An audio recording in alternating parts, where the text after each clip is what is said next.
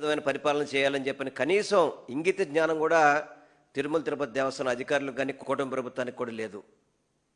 ఎందుకంటే శ్రీవారు మెట్టు మార్గం అనేది అలివేల మంగాపురం మన శ్రీనివాస మంగాపురం దాటిన తర్వాత శ్రీవారి మెట్టు ఉంటుంది. ఆ మెట్టు ద్వారా పైకి వెళ్ళే దర్శనం టోకెన్లు ఇదివరకు గతంలో ఆ మెట్ల మార్గం దగ్గరే ఇచ్చి ఉండేవాళ్ళు. ఇప్పుడు ఆ టికెట్స్ కూడా అక్కడ ఎవరైతే మెట్ల మీద వెళ్తున్నారో ఆ మెట్ల మార్గం శ్రీవారి మెట్ల మార్గం మీద వెళ్ళే వారి టికెట్స్ టోకెన్స్ కూడా అలిపిరి దగ్గర భూదేవి కాంప్లెక్స్లో ఇవ్వడం ఏంటి అసలు నాకు అర్థం కావట్లేదు. ఎందుకు మార్చారు మీరు? ఎందుకు మార్చాల్సిన అవసరం వచ్చింది? అంటే భక్తులకి ఎప్పుడైనా కానీ మెరుగైన సౌకర్యాలు ఇస్తారా?